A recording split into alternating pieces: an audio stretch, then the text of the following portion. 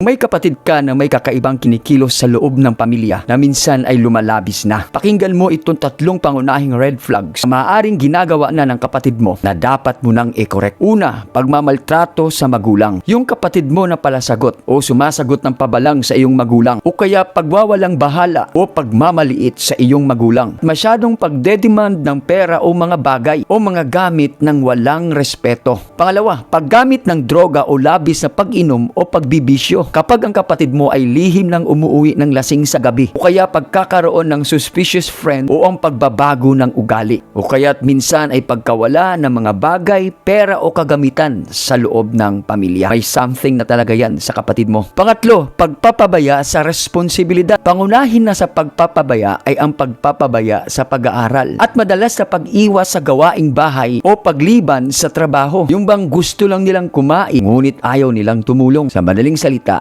tamad, di ba? Hindi maganda ang magkaroon ng tamad sa loob ng pamilya. Tandaan mo, ang iyong kapatid ay iyong pananagutan. Kaya ang pag-correct sa kapatid mo ay dapat gawin mo lang mahinahon. Hindi yung puro sermon. At maging consistent ka sa kanila sa iyong paggabay. At higit sa lahat, ikaw mismo ay magpakita ng magandang halimbawa. Sa Mateo 18 verse 15, kung ang kapatid ay nagkakamali, puntahan mo at kausapin mo ng sarilinan. At kung magagawa mo ito, madadaig mo ang masama ng mabuti.